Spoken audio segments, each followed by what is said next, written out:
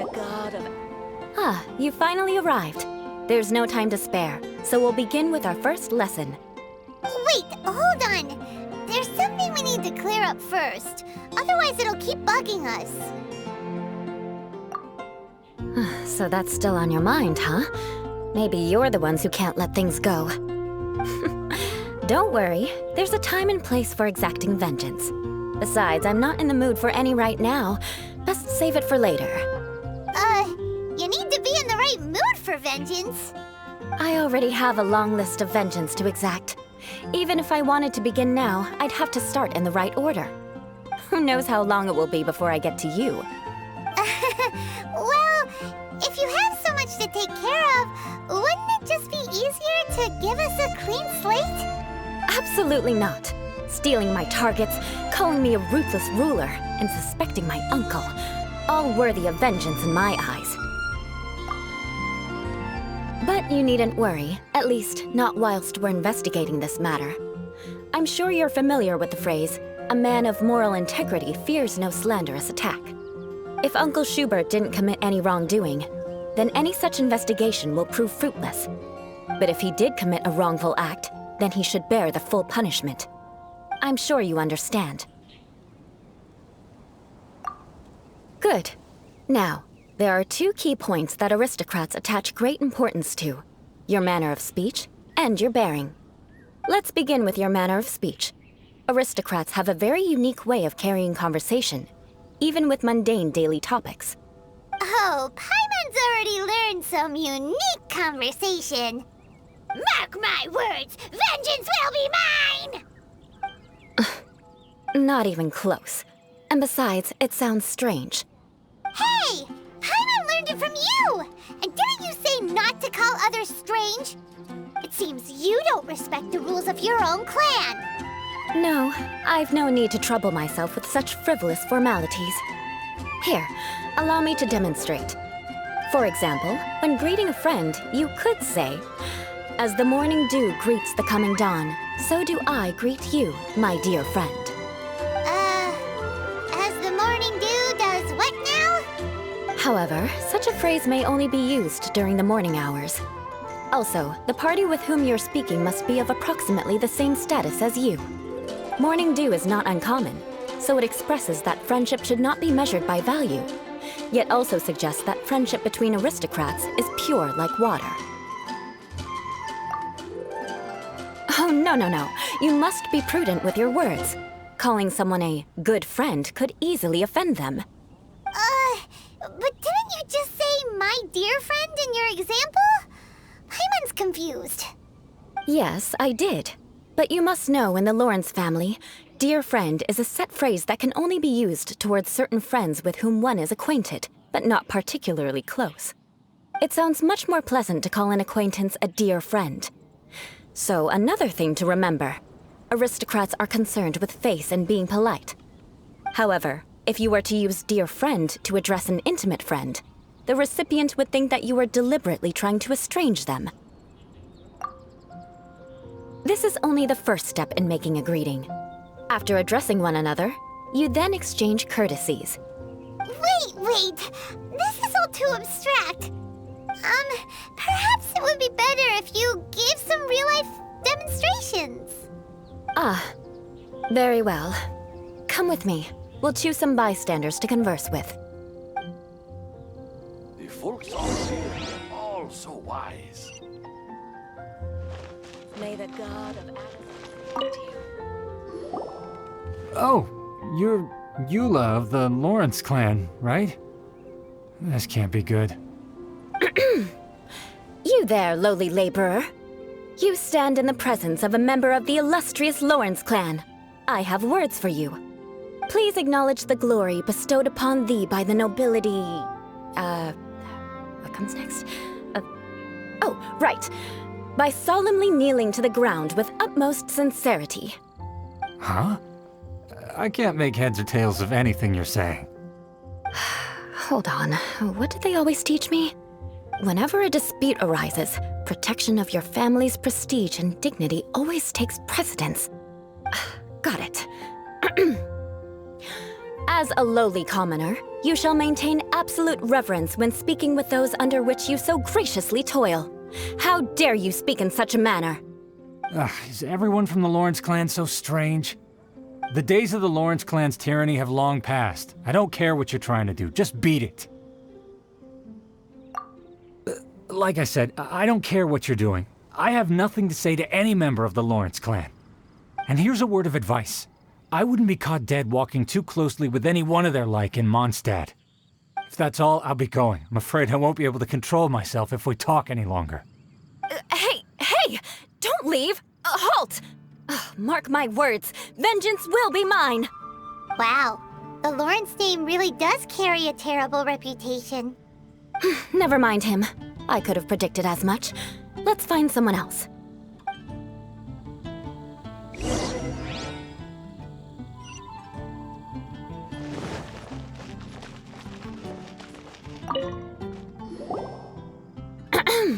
You there, lowly toiler. You stand in the presence of a member of the illustrious Lawrence clan. I have words for you. Please acknowledge the glory bestowed upon thee by the nobility, and solemnly kneel to the ground with utmost sincerity. Huh? Why don't you respond? According to the custom, I must wait until you kneel completely before I can say the next words. Right. I mustn't look at you too long, or I'll be drawing more attention to our difference in status. Oh dear, I've already stared at you for quite a while.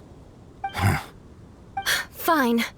You may spare yourself the formality of kneeling, as it may be a little inconvenient. I shall continue. Oh, wait. I think there's a line for people with rude attitudes in this situation. Hey, stop bothering me or else I might say something you wouldn't like to hear. Then again, I've got no words for anyone from the Lawrence clan. Again? What's with this attitude? Yes, I don't think his attitude will change. If I keep grandstanding like this, the outcome won't be good. Let's try to find someone else to talk to. I'll remember your unwillingness to comply. Mark my words, vengeance will be mine.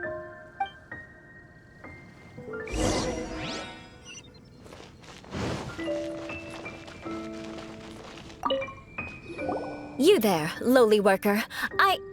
Yeah, I've already heard it all before. Look, just spare me the time. Our answer's always the same. We've got nothing to say to the likes of you. I mean, seriously, can't you just take a hint?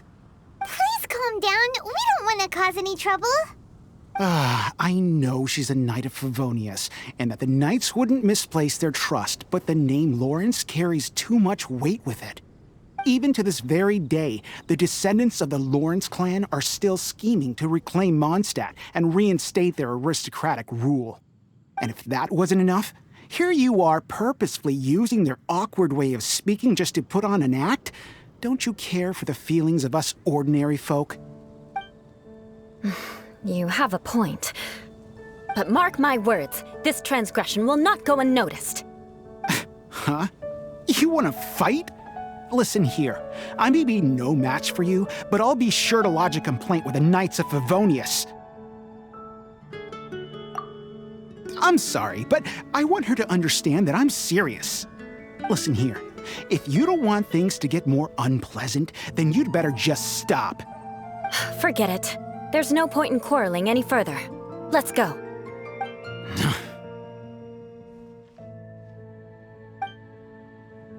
It's all right. This happens quite often.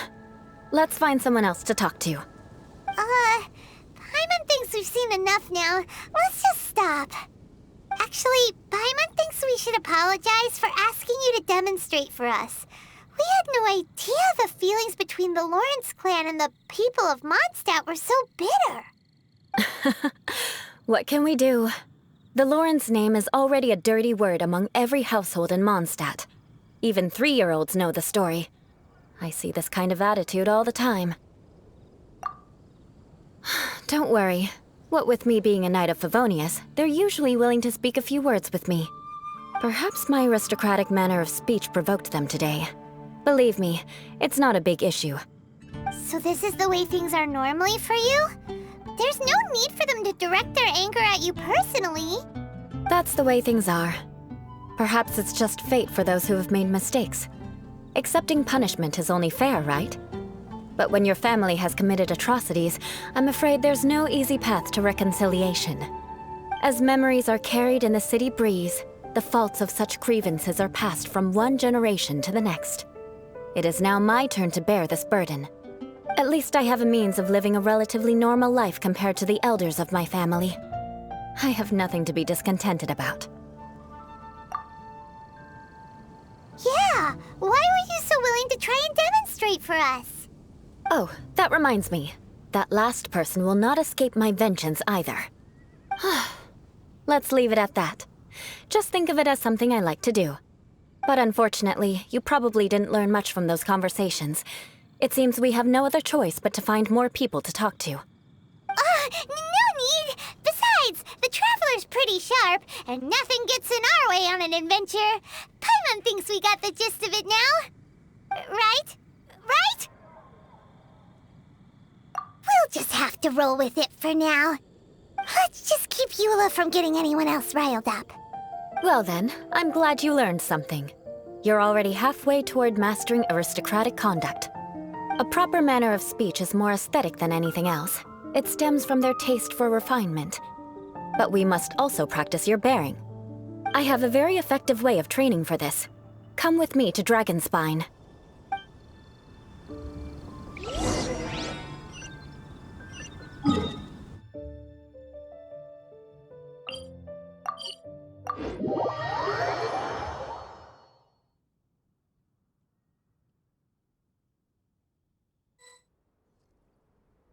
Don't worry. Snowfall on this scale is no impediment. We can keep moving.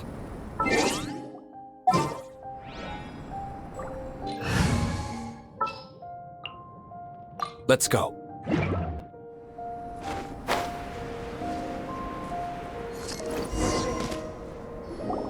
It's so cold.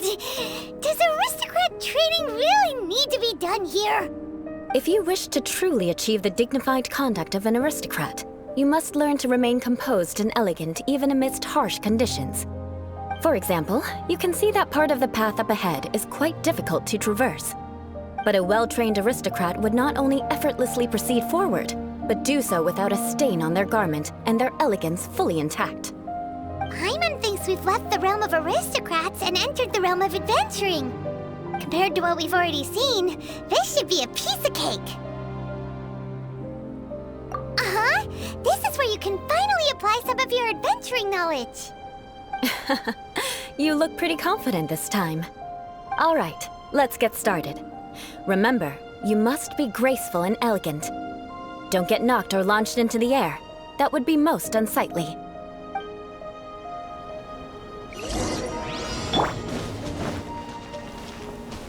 That won't do. You've exposed your shortcomings. No need to worry. Head back to the... It'll be difficult at first, but the key is to remain patient. Let's try again. Remember, you must be elegant.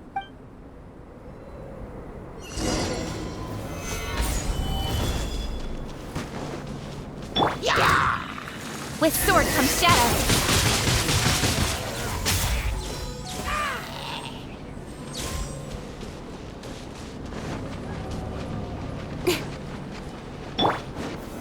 Solidify!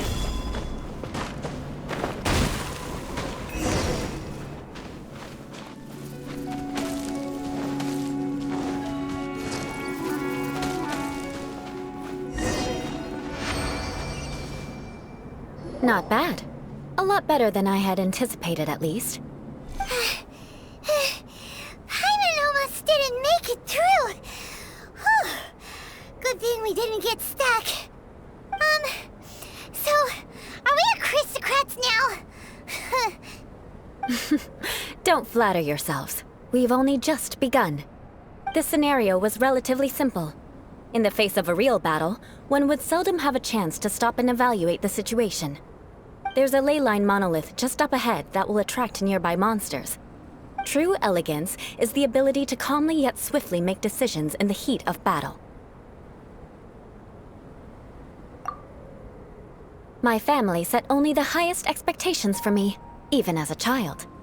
Let's proceed, shall we?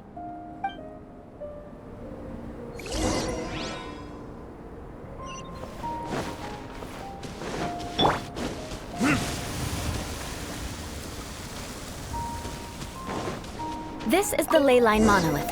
Go ahead, activate it. But be careful not to get launched into the air or frozen while fighting. That would be most unsightly.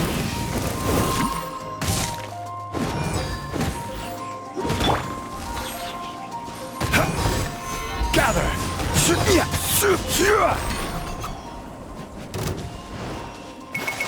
Decided by destiny.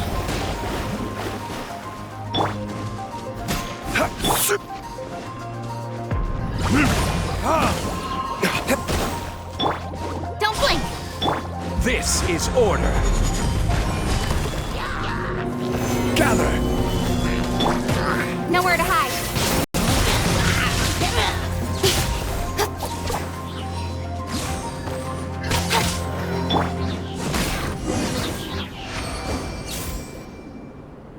Well done.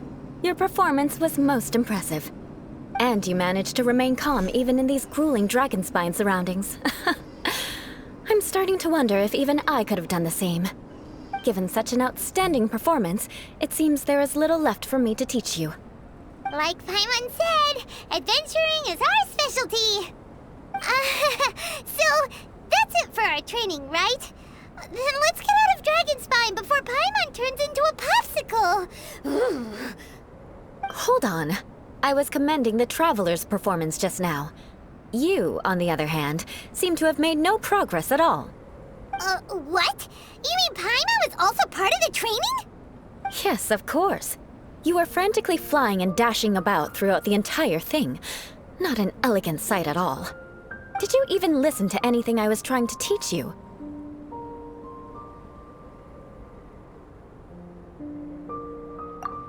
Hey! That's not true! Paimon was just focusing on you the whole time! Whatever the reason, not heeding my instructions. A cause for vengeance, perhaps. Now, drink this. Huh? What is it? Are you trying to poison Paimon? Certainly not. It's warm milk. Didn't you just say that you were freezing? Drink it and it'll help warm you up. Oh, thank you. Are you still planning on the whole vengeance thing? If I wasn't, then why would I care about you being cold? If you turned into a Paimon popsicle, that would ruin my plans for vengeance now, wouldn't it? So, dear friend, don't die on me out here. Ah! Paimon knew something was off! All in the name of vengeance. No need to thank me. Now then, given that your training is complete, it's time we return to Mondstadt. Our last step will be preparing a cordial gift to present to my uncle when you meet him. I already have something in mind. Let's pay Sarah a visit at Good Hunter.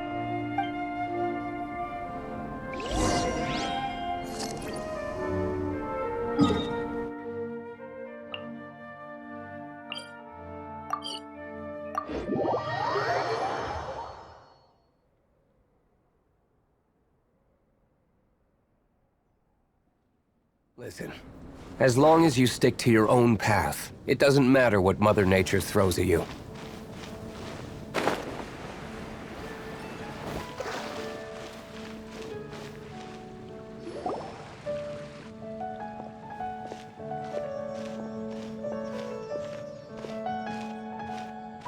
Oh, hey, Eula. I see you've met the honorary knight.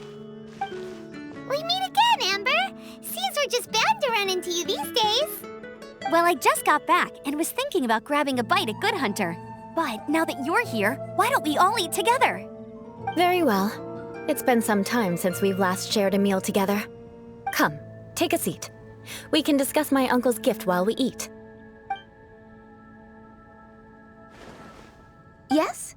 Is there something else you'd like to order? Could you please prepare a serving of my uncle's favorite, gebratenes Fleisch mit Sauerkraut? We'll take it as a gift to him later. Coming right up. It'll take some time to prepare.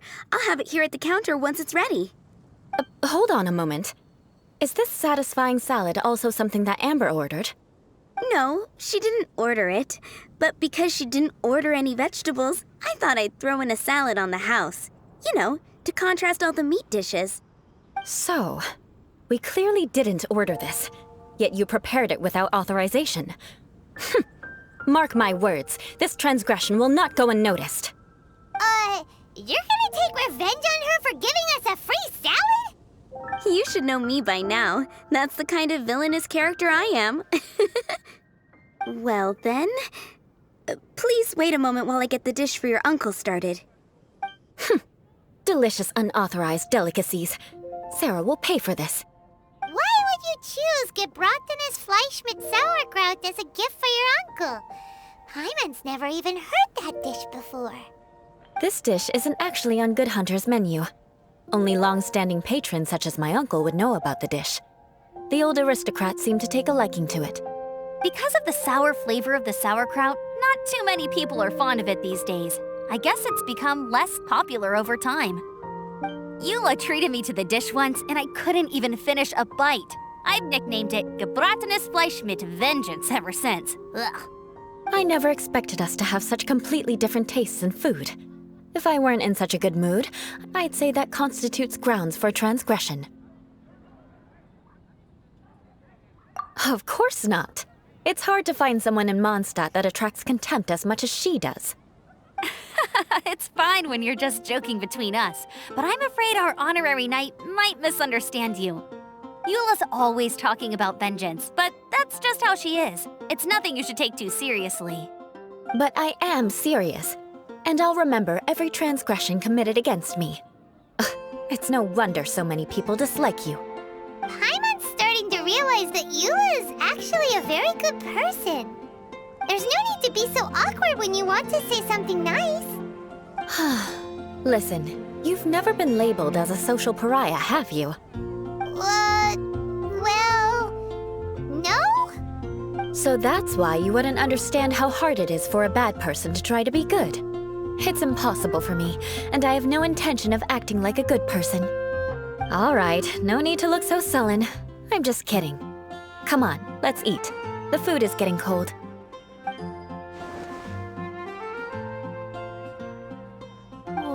I'm stuffed. I'll see Sarah about the bill. No need. I've left the mora under the plate. If you try to settle it with her in person, she won't accept payment for the salad. Don't underestimate my ability to exact revenge. Sarah won't get the upper hand this time. All right, next you should pay my uncle a visit. He has a small camp at the top of the mountain near Springvale. He usually whiles his time away there when there's nothing else to do. Aren't you coming with us, Eula? I'm afraid that wouldn't be very convenient for me. It'd be better if you two went alone. Ah, yes. Please do remember to pick up the dish from Sarah. I still have more recon to do in the wilderness. Well, until next time. Let's meet again. What an interesting bunch you are.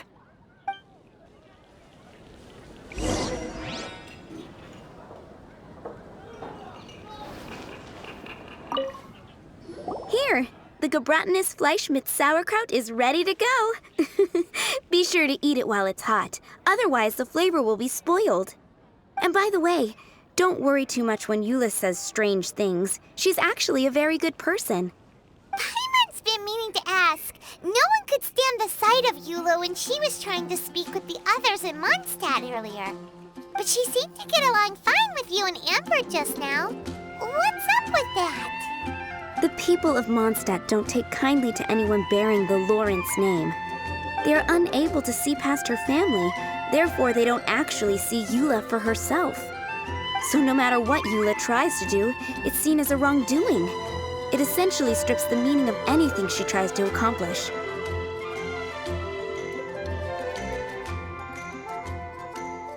How come you're able to see Eula differently then?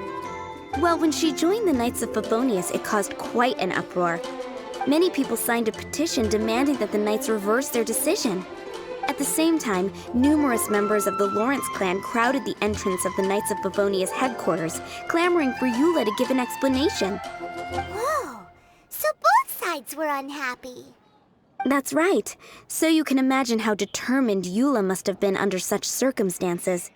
But thanks to Grandmaster Varka and the unwavering attitudes of others in the Knights of Favonius, They were able to quell the unrest.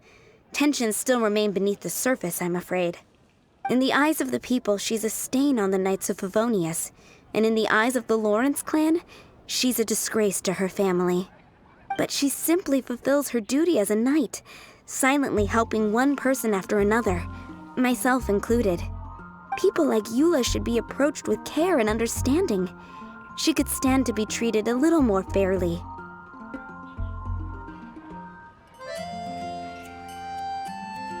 I believe a day will come when things will get better. Once everything's settled, we should go talk to Eula again. Paimon thinks we know how to communicate with her now. I'm glad. I think that would make her very happy, though she might not ever admit it. Take care. Please come again.